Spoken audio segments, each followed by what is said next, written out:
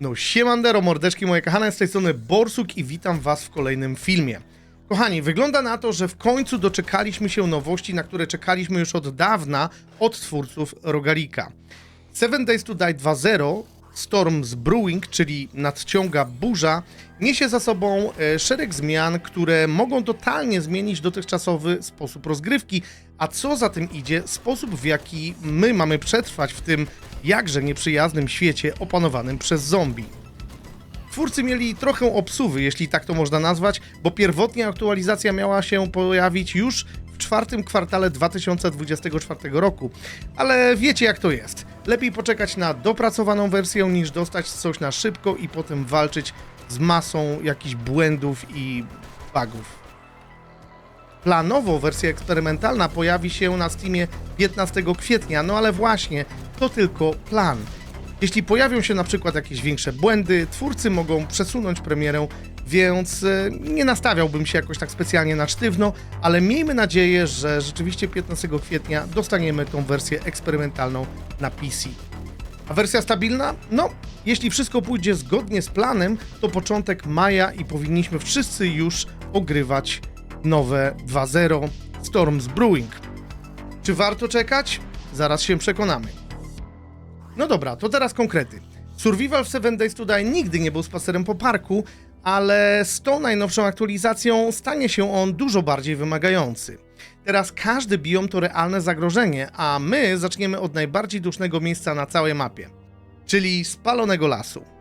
Dym i smog jest tutaj gorszy niż na Śląsku w sezonie grzewczym, widoczność praktycznie zerowa, coś się rusza za drzewem, a może to tylko cień. Nie dowiesz się, dopóki nie będzie za późno. Pustynia. Żar tak mocny, że nawet piasek się poddaje. Woda wyparowuje szybciej niż zdąży się wypić, a ciało dosłownie przegrzewa się w kilka chwil. Zimowe tereny? Mróz taki, że nawet zombie dostają odmrożeń. Każdy oddech to igły lodu w płucach, a ognisko to różnica między życiem a śmiercią. Pustkowia? To miejsce wygląda jakby koniec świata wydarzył się tutaj 2 razy. Powietrze jest toksyczne, promieniowanie rozwala zdrowie dosłownie w kilka chwil, a każdy krok może być twoim ostatnim.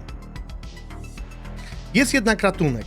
Możesz zdobywać odporności biomowe albo przez crafting tymczasowych boostów, albo przez wyzwania, które dają trwałą odporność. A wiesz co jest w tym wszystkim najciekawsze? Najlepszy loot jest tam, gdzie najtrudniej jest przetrwać. Czyli chcesz dobry sprzęt? Musisz najpierw udowodnić, że na niego zasługujesz. A teraz coś, co naprawdę może dać w kość, czyli nowe zombie. Charged Blue, czyli taki zombie transformator. Jak się zbliżysz, to prąd trzepnie cię szybciej niż źle podłączone kable. I Infernal Orange, czyli płonący skurczybyk, który nie tylko się nie pali, on jeszcze wszystko dookoła podpala. I teraz taka ciekawostka, jeśli graliście już w Darkness Falls, to pewnie kojarzycie te 2 zombie. Tak, Charged Blue i Infernal Orange już tam istnieją. Ale pytanie brzmi, czy twórcy tylko skopiowali ich wygląd i glow, czy może poszli o krok dalej i dodali im nowe mechaniki. W Darkness Falls Charged Blue był bardziej odporny na obrażenia i potrafił mocno uderzać, ale nie miał żadnych dodatkowych efektów poza świeceniem. Infernal Orange natomiast wyglądał groźnie, ale nie był jakoś przesadnie silniejszy od zwykłych radiaków. Jak już wiemy, fanpimpsy bardzo lubią inspirować się modami, ale często coś przy tym zmieniają. Możliwe, że dostaniemy zupełnie nowe buffy i debuffy, albo nawet specjalne ataki, których nie było w Darkness Falls. Może Charged Blue rzeczywiście będzie zadawał obrażenia elektryczne i na przykład oszałamiał gracza. A Infernal Orange może rzeczywiście będzie zostawiał ogień na ziemi i na przykład, nie wiem, podpalał gracza. No i powstaje jeszcze jedna kwestia, czy będą aż tak przekoszone, że jak zobaczysz Charged Blue, to już możesz zacząć planować nowe save'y. Plague Spitter. Plujący mutant, który pokryje cię toksycznym syfem szybciej niż zdążysz powiedzieć o kurde. I co jeszcze najgorsze, to to, że zombie mogą się teraz czołgać przez ciasne przestrzenie, czyli zamknąłeś się w bazie i myślisz, że jesteś bezpieczny? No to się zdziwisz. I tutaj chciałem jeszcze się uczepić tego Plague Spittera, tego nowego zombie, który tutaj, część osób się zajarała tym tematem, część osób troszeczkę zjechała fanpimpsów na ich social mediach, bo tam, nie wiem, mówili, że bo to jest wygenerowane przez AI albo coś w tym stylu. Szczerze powiedziawszy, moim zdaniem nie ma to zbyt większego znaczenia, czy ten model został wygenerowany przez AI, czy nie. Tylko ja jestem zainteresowany, jak ten zombie ma działać, czyli, nie wiem, to ma być jakiś Plague Spitter, który będzie występować konkretnie tylko na pustyni, jak jego plucie ma być inne od na przykład plucia żegowinami tego grubego policjanta, albo na przykład sępa, czy tego innego, takiego zmutowanego zombie zielonego. Po prostu to mnie interesuje, jak to będzie miało wyglądać. Bardzo ciekawe. Myślę, że już niedługo się wszyscy przekonamy, jak to będzie wyglądało. Oczywiście, jeżeli będą jakieś nowe informacje napływały, to postaram się, słuchajcie, tutaj na moim kanale je wam przedstawić. Nowe perki i rozwój postaci. Jeśli lubisz kombinować z buildami swojej postaci, to ta sekcja filmu jest zdecydowanie skierowana właśnie do ciebie. Czeka nas, słuchajcie, facelift systemów perków i lepszy balans umiejętności. Twórcy postanowili dopiąć na ostatni guzik cały system perków, dlatego każdy atrybut dostał teraz pełne drzewko 10 perków, a wszystkie umiejętności mają teraz 5 poziomów ulepszeń. Dzięki temu progresja jest bardziej płynna, a rozwój postaci bardziej przemyślany. A teraz coś dla fanów brutalnej walki młotami. Sledgehammer Saga to nowa seria książek, które odblokowują unikalne bonusy dla użytkowników młota, więc jeśli lubisz miażdżyć zombie jednym ciosem, to po przeczytaniu wszystkich tomów tej serii, twój młot zamieni się w prawdziwą maszynę do miażdżenia kapiszonów. Ale to nie wszystko, bo twórcy wprowadzili też coś, co znacznie zmienia endgame, czyli Mastery Perks. Są to takie specjalne umiejętności, które pojawiają się dopiero w późniejszym etapie gry i pozwalają jeszcze bardziej wzmocnić swoją postać. Coś w stylu mistrzowskich zdolności, które mogą sprawić, że przeżyjesz tam, gdzie inni dawno by zginęli. I jeszcze jedna ciekawa zmiana, pojawiła się nowa zakładka ogólne. Teraz niektóre perki nie są już powiązane z głównymi atrybutami, więc możesz swobodniej kombinować z buildami i tworzyć unikalne style gry. Mówiąc krótko, rozwój postaci w 7 Days to Die 2.0 daje teraz jeszcze więcej możliwości, więc jeśli lubisz eksperymentować, to na pewno znajdziesz teraz coś dla siebie. A teraz coś dla tych, którzy lubią grać ze znajomymi. Spore zmiany w multiplayerze. Spawn Near Friend to koniec z respieniem się na drugim końcu mapy. Teraz jeśli zaczynasz nową grę na serwerze, możesz od razu pojawić się blisko swojego kumpla. Do tej pory było tak, że spawn na multi był całkowicie losowy i zdarzało się, że zaczynałeś w jednym końcu mapy, a twoi znajomi zupełnie w innym. Co oznaczało kilometry biegania i niepotrzebne tracenie czasu na szukanie siebie nawzajem. Teraz można to pominąć i od razu zacząć grę razem. Świetna sprawa, jeśli gracie w kooperacji i nie chcecie na starcie zajmować się tylko bieganiem przez pustkowie. Nowe kosmetyczne DLC i Twitch dropy. Stylowa się liczy, ale pancerz dalej robi robotę. Kolejna nowość to możliwość wyboru wyglądu swojej postaci, niezależnie od tego, co masz na sobie. Czyli możesz nosić najlepszy pancerz w grze, ale jednocześnie dostosować swój wygląd do własnego stylu. Może chcesz wyglądać jak ocalały z Mad Maxa, a może po prostu wolisz bardziej taktyczny look. Teraz masz taki wybór.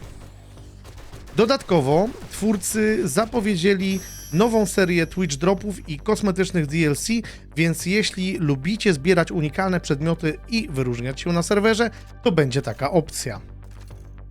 Dodatkowe zmiany w tej aktualizacji to na przykład lepsza optymalizacja drzew i roślinności. Teraz drzewa są bardziej wydajne pod względem FPS-ów, bo twórcy zoptymalizowali ich modele i efekty wizualne. Spalone i pustynne drzewa dostały nowy wygląd, żeby lepiej pasowały do otoczenia. Dodano subbiomy, co oznacza, że na przykład w lasach będą gęstsze zarośla na obrzeżach, a środki polan będą bardziej otwarte. Zostało dodanych ponad 50 nowych lokacji POI. To oznacza więcej miejsc do eksploracji, nowych wyzwań i większą różnorodność budynków, które będziemy mogli splądrować. Większa różnorodność POI w dziczy. Teraz opuszczone domy, bunkry czy wraki pojawiają się częściej i są lepiej rozmieszczone. Niektóre starsze POI zostały przebudowane, żeby lepiej działały pod względem wydajności i wykorzystywały nowe mechaniki, na przykład crawl out zombie, czyli to, że zombie mogą się przecisnąć na przykład w tej chwili przez jeden blok. Pojawią się zmiany w dźwiękach. Dodano unikalne odgłosy kroków. Teraz różne powierzchnie będą miały różne dźwięki, co doda jeszcze więcej realizmu całej rozgrywce. Nowe dźwięki zombie zostały również dodane. W zależności od biomu, w którym się znajdujesz, mogą one brzmieć nieco inaczej. Nowe poprawki dla mapy Navasgain. Granice biomów zostały teraz zmodyfikowane tak, żeby podróżowanie między tymi biomami było bardziej naturalne. Traderzy również zostali lepiej rozmieszczeni, żeby ułatwić eksplorację i zmniejszyć czas potrzebny na dotarcie do nich. Lepsze generowanie losowych map. Wilderness POI, czyli te takie pojki, jakieś opuszczone domy, gdzieś jakieś takie, wiecie, ruiny i tak dalej, pojawiają się teraz częściej i są lepiej rozmieszczone. Lepsze prowadzenie dróg, dzięki czemu nie powinny się już tak dziwnie przecinać w niektórych miejscach. Nowy system znaczników misji. Teraz każda misja będzie miała swój własny unikalny znacznik.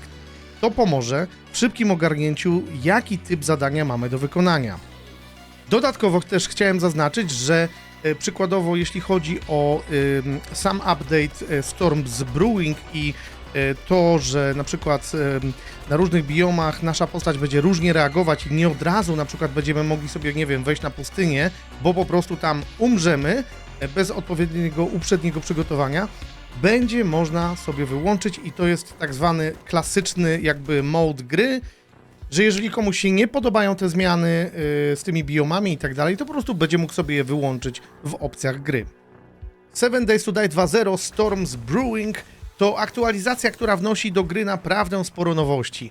Nowe wyzwania, survival na wyższym poziomie, zombie jeszcze straszniejsze. Ten update może naprawdę sporo namieszać w rozgrywce. Po tych wszystkich zmianach gra staje się bardziej wymagająca, bardziej brutalna, ale jednocześnie daje jeszcze więcej satysfakcji z przetrwania. Jeśli do tej pory wydawało się Wam, że znacie 7 Days to Die na wylot, to teraz możecie przygotować się na zupełnie nowe wyzwania. A skoro o wyzwaniach mowa, jeśli szukacie najlepszego serwera 7 Days to Die w Polsce, a w moim mniemaniu nawet i na świecie, to zapraszam Was serdecznie na Strzelba Skład. Obecnie chłopaki mają 3 różne serwery, także każdy znajdzie tutaj coś dla siebie. Pierwszy z tych serwerów to jest serwer Normal, dla tych, którzy chcą prawdziwego wyzwania. Zmodowany tak, że klasyczne 7 Days to Die to przy tym spacer po parku. Przetrwanie tutaj to test umiejętności i strategii. Kolejny serwer jest troszeczkę łatwiejszy, więc jeśli wolisz mniej stresujące doświadczenie, ale nadal chcesz czuć klimat apokalipsy, to to miejsce jest dla Ciebie. Nie jest to casualowa gra, ale pozwala na spokojniejszą rozgrywkę. No i oczywiście serwer PvP. Tu walczysz nie tylko z zombie, ale i z innymi graczami. Jeśli lubisz rywalizację i chcesz sprawdzić swoje umiejętności przeciwko innym ocalałym, ten tryb jest zdecydowanie dla Ciebie. Strzelba Skład to unikalne miejsce dla prawdziwych fanów apokalipsy zombie, gdzie znajdziecie autorskie mody stworzone przez mojego zioma Ekene, head admina tego serwera. Rzeczy, których nie znajdziecie nigdzie indziej. Na serwerze są unikalne mechaniki, dopracowany balans i przede wszystkim niesamowita społeczność, więc jeśli chcecie pograć w 7 Days to Die na najwyższym poziomie, w świetnej ekipie i z nowymi rozwiązaniami, których nie ma na żadnym innym serwerze, no to Strzelba Skład wita i zaprasza.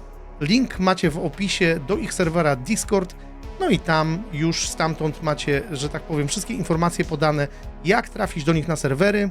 Zachęcam do sprawdzenia oczywiście ich regulaminu serwera Discord, jak i serwerów, na których oczywiście gramy, jak również oczywiście zapraszam na ich kanał YouTube, gdzie są publikowane materiały z życia serwera takiego codziennego, bądź jakieś fajne trailery nowych edycji, wasze bazy, które tam budujecie i tak dalej, także serdecznie zapraszam i zachęcam. No i to jest już, moi drodzy, wszystko na ten film. Dzięki wielkie za sprawdzenie tego materiału do końca. Jeżeli się podobał, to zostawcie Łappensteina.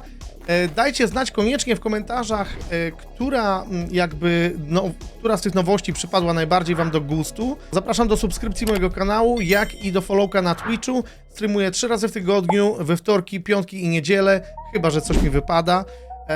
I wtedy nie streamuję, ale zazwyczaj staram się dawać znać. Kochani, dzięki wielkie jeszcze raz i widzimy się w kolejnych materiałach. Siemandero!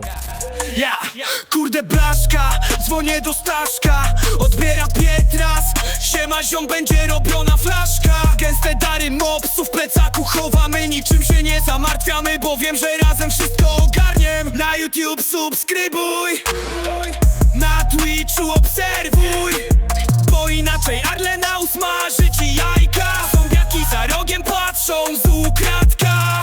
Noc zapowiada się dobrze, jak na Ibizie bania. Stachów w skarpetach, Pietras w tenisówkach, biegniemy przez las niczym Fred Flintstone na paluszkach. Zombie w naszym mieście głodnie patrzą na nas, a ja wciąż sprawdzam, czy już subskrybujesz mój kanał. Na YouTube subskrybuj, na Twitchu obserwuj, bo inaczej Arlena usmaży ci jajka. Zombiaki za rogiem patrzą z ukradka. Noc zapowiada się dobrze, jak na Ibizie bania.